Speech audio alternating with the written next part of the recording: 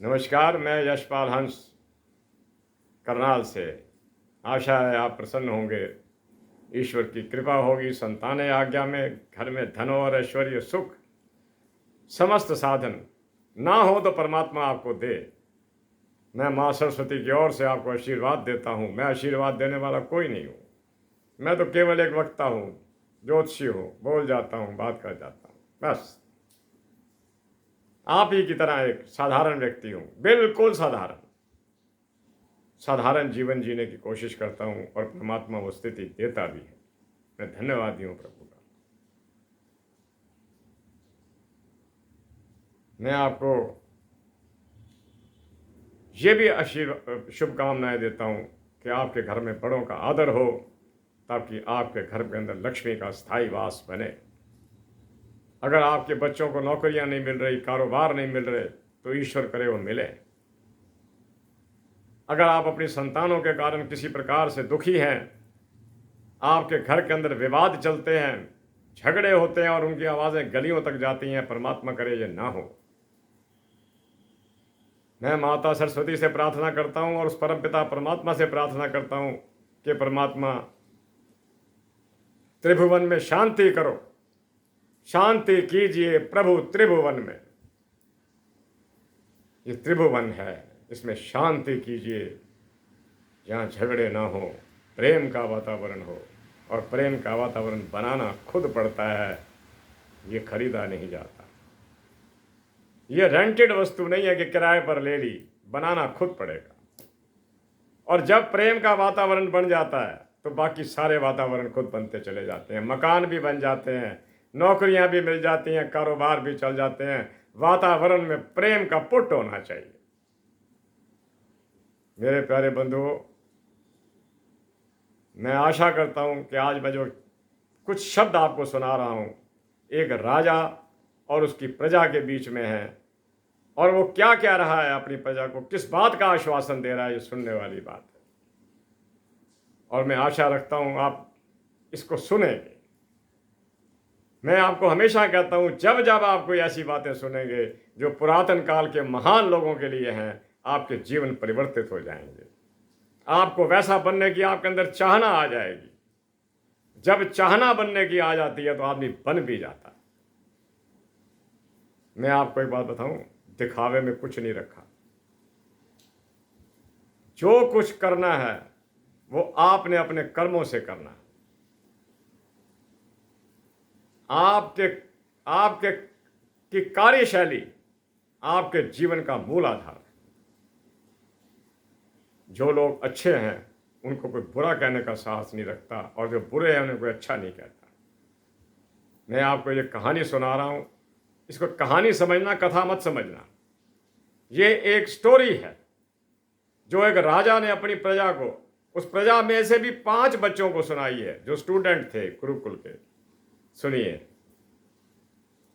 और बड़े ध्यान से सुनिएगा। शायद यही मेरा आज की कथा का मूल आधार है। मैं कोई इसे परिवर्तन देने के मूड में नहीं आया, सुनाऊंगा फिर भी आपको ज्योतिष की कथाएं, लेकिन आप ये सुन लीजिए। पुरातन काल में एक राजा हुए जिनका नाम अश्वपति था। उन्होंने बहुत बड़ा एक पंडाल लगाया हुआ था जहां पर लंगर का आयोजन हो रहा था, भंडारा चल रहा था। दूर 5 ब्रह्मचारी श्वेत वस्त्रधारी गुरुकुल से छुट्टी पाकर अपने घरों को जा रहे थे। रास्ते में वो जगह आ गई, भूख उनको भी लगी हुई थी, खाना वो भी खाना चाहते थे, लेकिन इसलिए नहीं खा रहे थे कि गुरुओं का आदेश था कि बिना ये जाने कुछ मत खाना कि ये भोजन किस प्रकार का। दूर राजा अश्वपति खड़े हैं, कोई मुकुट नहीं पहना हुआ, साधारण कपड़े पहनकर खड़े हैं, लोगों को भोजन करवा रहे हैं, सबकी सेवा कर रहे हैं। तो वो उन्होंने 5 बच्चों को देख लिया कि ये श्वेत वस्त्रधारी किसी कारणवश मेरा भोजन नहीं खाना चाहते। वो उनको मिलने चले गए। राजा का कुछ कदम आगे चलना, प्रजा को मिलने के लिए जाना, बच्चे उनके पांव पड़ गए कि महाराज स्वयं चलकर आए हैं। प्रणाम किया तो उन्होंने कहा, चलो बच्चों भोजन करो। वो फिर थोड़ा सा संकोच कर रहे थे। तब राजा ने जो शब्द कहे, वो 4-5 शब्द दिए, आपको सुनाता हूँ कि मेरा भोजन पवित्र है, कीजिए। अब देखिए उस जमाने का, कलयुग का और उस युग का फर्क देखिए आप कितना है। राजा किस आश्वासन के साथ ये बात कह रहा है कि नामे स्तेनो जनपदे, कि ब्रह्मचारियों मेरा भोजन कीजिए, ये शुद्ध है, क्योंकि मेरे राज में कोई स्तेन, संस्कृत स्तेन चोर को कहते हैं, मेरे राज में कोई चोर नहीं है। ना में स्तेनो जनपदे ना कदर्यो, कदर्यो कहते हैं कंजूस को। कंजूस किस चीज़ का? संस्कार देने का। वो माता पिता जो बच्चों को संस्कार नहीं दे सकते उन्हें कदर कहा जाता है। ना कदर्यो, कोई ऐसा नहीं है माता पिता जो अपने बच्चों को उत्तम संस्कार ना देता हो। ना कदर्यो ना मदपा, मेरे राष्ट्र के अंदर कोई शराब पीने वाला, मद पीने वाला नहीं है। ना मदपा। आगे सुनिएगा क्या कहते हैं महाराज अश्वपति। नानार हितार अग्निर्ना, कोई नहीं है, कोई नहीं है ऐसा जो प्रातः प्रभु का नाम लिए बिना, हित की अग्नि जलाए बिना, चाहे वो अगरबत्ती जलाए, धूप जलाए, हवन करे, कुछ करे, किए बिना भोजन करता हो। मेरे राष्ट्र में ऐसा कोई नहीं है। दोबारा बोलूं कि राजा अश्वपति क्या कह रहे हैं कि आप मेरा भोजन कीजिए, मेरा भोजन शुद्ध पवित्र है। मेरे कोष के अंदर जो धन है वो धन बड़ी ईमानदारी का है, पवित्रता का है। जो मैंने आयोजन किया है ये उस पवित्र धन से किया है, इस पवित्र धन से ही ये भोजन बना है। नामे स्तेनो जनपदे, मेरे राज में कोई चोर नहीं है। नामे स्तेनो जनपदे न कदर्यो, कोई ऐसा नहीं है माता पिता जो अपने बच्चों को उत्तम संस्कार ना देता हो। वैसे कदर चोर को कहते हैं, लेकिन कदर जो है वो कंजूस को कहते हैं, लेकिन यहाँ पर कंजूसी संस्कारों की दिखाई गई है। ना कदर्यो ना मदपा, कोई मद पीने वाला नहीं है। समझ लेना, कोई मद पीने वाला नहीं है। ये तब की बात है, मैं आज की बात नहीं कर रहा। ना मदपा नानार हितार अग्निर्ना, कोई ऐसा नहीं है जो प्रातः का भोजन हित की अग्नि जलाए बिना खाता हो। अब हित की अग्नि में भजन भी आ गया, कथा भी, अपना हवन भी आ गया, धूप अगरबत्ती भी आ गई, ईश्वर की आराधना और उपासना भी आ गई कि मेरे राज में कोई ऐसा नहीं है जो हित की अग्नि जलाए बिना भोजन करता हो। नानार हितार अग्निर्ना। आप फर्क देख सकते हैं। आज हम सुबह उठते ही हम चाय वगैरह का सेवन करते हैं, हित की अग्नि। कुछ लोग हैं आज भी जो वास्तव में हित की अग्नि जलाते हैं, क्योंकि कलयुग को भी कहा गया है कि तेरा एक पावा धर्म का रहेगा। कलयुग में भी एक पावा धर्म का है। आप ये लगाकर चल सकते हैं कि सब लोग एक जैसे नहीं हैं। आज कुछ भी एक पावा धर्म का लिए हुए हैं। नानार हितार अग्निर्ना स्वैरी स्वैरिणी कुता, कोई आचरण विहीन नहीं है, भले वो कोई भी हो। इसलिए हे ब्रह्मचारियों, हे श्वेत वस्त्रधारियों, आओ मेरे आयोजन के अंदर भोजन करो। और तब उन बच्चों ने भोजन किया, राजा के आश्वासन पर भोजन किया। ये अश्वपति की छोटी सी कथा थी जो मैंने आपको 8-9 मिनट में सुनाई, क्योंकि आगे फिर आपको उपचार भी तो बताने आना। अब मैं उपचारों की बात आपसे करूँगा, ये फिर सुन लेना। ना में स्तेनो जनपदे ना कदर्यो ना मदप, नानार हितार अग्निर्ना स्वैरी स्वैरिणी कुता, मेरे राज में कोई चोर नहीं है, कोई कंजूस नहीं है। कंजूस संस्कारों का कंजूस, कोई कंजूस नहीं है। और ना में स्तेनो जनपदे ना कदर्यो ना मदपा, कोई मद पीने वाला नहीं। ये इस बात पे मैं बड़ा हैरान होता हूँ, कोई मद पीने वाला नहीं है। राजा कह रहे हैं ना मदपा नानार हितार अग्निर्ना, कोई प्रभु का नाम लिए बिना भोजन नहीं करता। नानार हितार अग्निर्ना स्वैरी स्वैरिणी कुता, स्वैरिणी कहते हैं जिनका आचरण ना हो। सब आचरणवान लोग हैं। आओ भोजन करो। और बच्चों ने भोजन किया। इसी के साथ इस कहानी को तो मैं ख़त्म करता हूँ।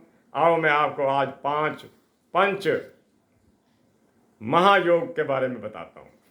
अपनी अपनी कुंडलियाँ देखिए। रोज़ मैं उपचार बताता हूँ, इसके उपचार इसके साथ ही हैं, क्योंकि अगर किसी की कुंडली में 5 महायोग में से कोई योग लगता हो तो उसे उस ग्रह के उपचार करने की कोई ज़रूरत नहीं होती। अगर एक पंच महायोग में से कोई एक योग लगता है, पूरी कुंडली के अंदर प्राण फूंक देता है। मेरे प्यारे बंधुओं, सबसे पहला है हंस योग। ये महाराज बृहस्पति से रिलेट करता है, बृहस्पति से संबंधित। अगर किसी की कुंडली के अंदर, अपनी कुंडलियां देख लेना, अगर किसी की कुंडली के अंदर महाराज बृहस्पति अपनी प्रथम राशि धनु में, अपनी द्वितीय राशि मीन में या उच्च के होकर केंद्र में बैठ जाएं तो हंस योग लग जाता है। ऐसे व्यक्ति बड़े ज्ञानवान, अध्यात्म की दुनिया के अग्रणी, प्रवचन करने वाले, कथाएं करने वाले और धर्म की कथाएं करने वाले और सत्यवादी हुआ करते हैं। ये लोग अपने जीवन के क्षण क्षण को सुंदर स्वरूप देकर चलने वाले होते हैं। ये अति उत्तम है। देखना केवल ये होता है कि कुंडली में कहीं ग्रह अस्त ना पड़ा हो, या कहीं वहां पर शनि आदि, राहु आदि की दृष्टियां ना पड़ रही हो, या वो साथ में ना बैठ जाए। हंस योग दूसरा बताता हूं। आज का मैं वीडियो कोशिश करूंगा कि 20 मिनट में ही पूरा हो जाए। मालव्य योग, ये बड़ा इंपॉर्टेंट योग है। मालव्य योग ये तब लगता है जब किसी, मैं कुंडली में किसी लगन की बात नहीं कर रहा हूं, लगन कोई भी हो, सिर्फ देखना यह है कि ग्रह केंद्र में बैठा हुआ हो और अपनी राशि का हो या उच्च का हो और स्थिति ठीक हो। यह ना हो कि उच्च का तो बैठ गया वक्री हो गया, उच्च का तो बैठ गया अस्त हो गया, ऐसा ना हो। ये देखना बहुत जरूरी है। ये जो ग्रह हैं, जो योग बने हुए हैं, ये 5 बड़े इंपॉर्टेंट योग हैं। इसकी मैं चर्चा आज कर रहा हूं क्योंकि पहले मैं उपचारों पर ही कर रहा था, अब भी उपचारों पर करता रहूंगा। अब भी मैं आपको एक आधा उपचार बता दूंगा। मालव्य योग, अगर महाराज शुक्र वृष राशि में, तुला राशि में या मीन राशि में केंद्र में चले जाएं, मालव्य योग लग गया। मालव्य योग वाला व्यक्ति जन्म से सुंदर होगा और ऐश्वर्य प्रधान होगा, उसको परमात्मा देगा भी बहुत। मालव्य योग लेकर वो आया है। शुक्र जैसे देवता ग्रह की, जो असुरों का भी साथ दे। कितने निष्कंटक रहे होंगे ऐसे देवता कि थे तो देव लेकिन असुरों की मदद कर रहे थे कि इनको क्यों मार रहे हो, उनका भी तो कोई अधिकार बनता होगा।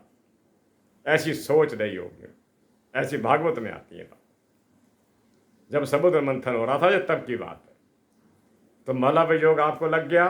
अगर आपकी कुंडली में वृष और तुला के अंदर शुक्र चला गए, केंद्र में बैठ गए और या मीन में होकर केंद्र में चले गए, तो ये योग लग जाएगा।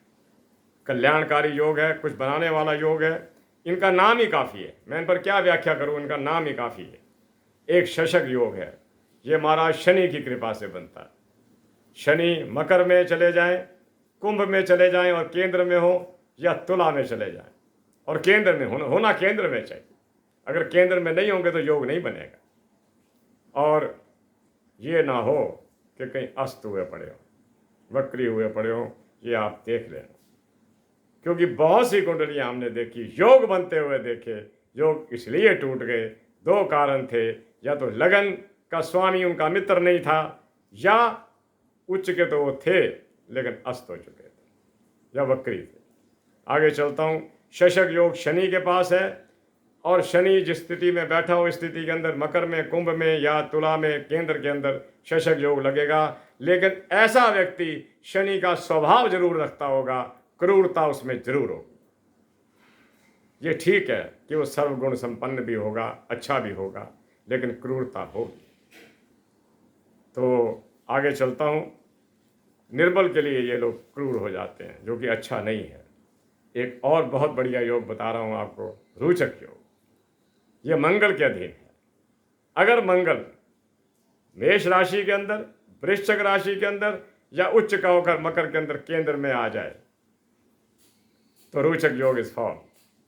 रोचक योग का व्यक्ति भूमिपति, बड़े बड़े जिम्मेदार जैसे होते हैं, बड़ी बड़ी स्टेट्स के मालिक, बिल्डर्स, कंस्ट्रक्टर्स, बड़े बड़े काम करने वाले इंडस्ट्रियलिस्ट और बड़े बड़े अधिकारी, चाहे वो सेना में हो या किसी में हो, वो बनते हैं। रोचक योग इनका फॉर्मर है। कई उन लोगों की कुंडलियां देखने को मिला मैंने सिकंदर की कुंडली भी, हालांकि वो कोई वो नहीं था, योद्धा नहीं था, वो तो आक्रांता था, लेकिन बाई चांस उसकी कुंडली में भी शुक्र मंगल उच्च का था, इसलिए विजेता होता चला गया।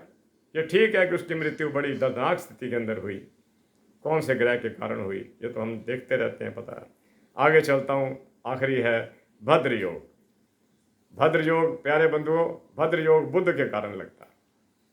अगर बुध मिथुन में, कन्या उसकी उच्च राशि भी है, या उसमें दोनों में से किसी में केंद्र में बैठ जाए, भद्र योग इज फॉल।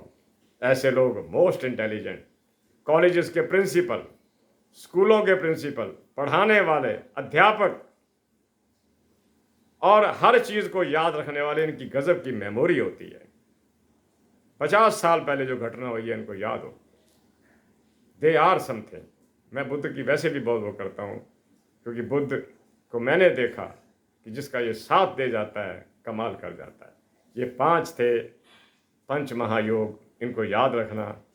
अगर आपकी कुंडली में हो तो मैं आपको बधाई देता हूँ, मेरी शुभकामनाएं स्वीकार कर लीजिए, बधाई।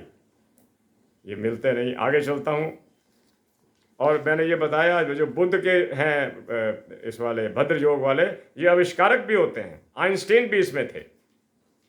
आगे चलता हूँ, थोड़ी सी बात और करके इसको समाप्त करता हूँ। अगर किसी की कुंडली के अंदर दशम भाव के अंदर बहुत मजबूत ग्रह बैठ गया है, समझ लीजिए कि दशम ग्रह के अंदर मेष राशि है और मंगल बैठ गया, मान लीजिए 1 मिनट के लिए मंगल बैठ गया है, लेकिन छठे भाव का मालिक अति कमजोर स्थिति में बैठा हुआ है, जहां भी मर्जी बैठा हुआ है, वो व्यक्ति हमेशा अपने शत्रु पर हावी रहेगा। वो व्यक्ति हमेशा अपने शत्रु पर हावी रहेगा। आगे चलता हूं, इसको अगर ये कुछ योग ऐसे भी हैं जो नेगेटिव बता रहा हूं। अगर सप्तम घर का मालिक 8वें घर में आ जाए और अष्टम का मालिक सप्तम में चला जाए, ये दाम्पत्य के अंदर विखंडन पैदा कर सकते हैं। याद रखना बेटा, अगर सप्तम का मालिक छठे में भी आ जाए तो दाम्पत्य भले टूटे नहीं, लेकिन शत्रुता रहेगी। ये शास्त्रों का वर्णन है। मैं बल्कि आज ये किताब उठा कर लाया था स्वामी बीवी रमन साहब की, जिसमें ये लिखा हुआ था। और जो ये मैं पंच महायोग बता रहा हूँ, ये पेज नंबर 65 पर है इसके अंदर। क्योंकि कमेंट्स में कहीं आप लिख कौन से जी कहाँ पढ़ा जी आपने, हालांकि 60 साल पढ़ते हो गए हैं मेरे को, 60वां साल चल रहा है। तो बड़े बड़े कलाकार पढ़े हैं, उनको भी मैं प्रणाम करता हूँ कि आपकी कलाकारी बनी रहे। आगे मैं बताता हूँ कि अगर अष्टम का मालिक सप्तम में, सप्तम का मालिक अष्टम में, सप्तम का मालिक छठे में चला जाए, क्योंकि ये दाम्पत्य के घर हैं। सेकंड, ये बिजनेस पार्टनरशिप के भी हैं। अगर सप्तमेश अष्टम में चला जाए, बिजनेस में पार्टनरशिप टूटेगी ही टूटेगी। छठे में चला जाए तो शत्रुता बनी रहेगी।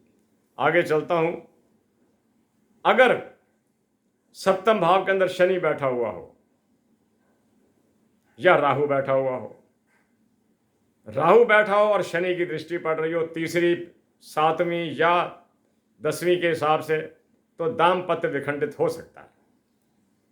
अगर वहां पर राहु बैठा हो, शनि की दृष्टि पड़ रही हो, शनि बैठा हो और राहु की दृष्टि पड़ रही हो, तो कुछ हो सकता है। आगे चलता हूं, आज का चैप्टर मैं कहीं जा रहा था, मैं कहा नहीं, मैं आज हाजिरी लगवा के ही जाऊंगा। मैं आपको बता रहा हूं कि दशम भाव के अंदर अगर किसी का सूर्य बैठा हो तो मान लीजिए वो किसी उत्तम पद को प्राप्त करेगा। ज़्यादातर ऐसे लोग सरकारी नौकरियों में होते हैं और गजेटेड रैंक पर होते हैं। IAS IPS को भी हमने देखा सूर्य दशम में ही था, नवम में दशम में यही मिलेगा आपको। वैसे पंचम का सूर्य भी कम नहीं होता, लेकिन पंचम के सूर्य में एक कमी ये रहती है, वो जीवन में एक बार पढ़ाई 1 साल के लिए जरूर छुड़वाएगा, 1 साल के लिए 2 साल के लिए दोबारा उसको पढ़ना पड़ेगा। आगे चलता हूं, अगर दशम में मंगल बैठा हुआ हो तो ये भी कोई कम कल्याणकारी नहीं है, ये आदमी को बहुत बड़े पद पर पहुंचा सकता है, शुभ ग्रह है। और बताऊं, अगर दशम का मालिक मंगल हो और उच्च का होकर कुंडली में बैठ जाए, कमाल ही कर देगा, उस घर को ताकत दे देगा। चौथा केंद्र है दशम, लगन पहला, दूसरा, चौथा, तीसरा, सातवां, चौथा, सबसे ताकतवर केंद्र। सबसे ताकतवर केंद्र में तो सबसे ताकतवर अगर ग्रह आ जाएंगे, व्यक्ति ताकतवर हो जाएगा। आगे चलता हूं। अगर लगन का स्वामी, ये सुनने वाली बात है, अगर लगन का स्वामी द्वादश के घर बैठ जाए, बताता हूं आपको, लगन का मालिक सपोज कीजिए चंद्रमा है और द्वादश का मालिक है बुध। अगर चंद्रमा तीसरे घर में कर्क लगन की कुंडली हो और तीसरी कन्या राशि हो, अगर 12वें का मालिक तीसरे में बैठ जाए, तो ऐसा शास्त्रों में वर्णित है और शास्त्र मेरे पास पड़े हुए हैं। कोई देखना चाहे तो पृष्ठ पूछ सकता है। अगर द्वादश के घर के अंदर, द्वादश का स्वामी उसके घर के अंदर लग्नेश बैठ जाए, लगन का मालिक, व्यक्ति बीमार रहेगा। और मैं अब आपको उपचार बताना चाहता था। उपचार का समय नहीं है क्योंकि 21-22 मिनट हो गए। उपचार वही कीजिएगा, शनि के उपचार। आज शुक्र है, जरूर जाइएगा। आज लक्ष्मी का दिन है, माता लक्ष्मी को प्रसन्न कीजिएगा, क्योंकि हर गृहस्थी को सबसे पहली जरूरत लक्ष्मी की होती है।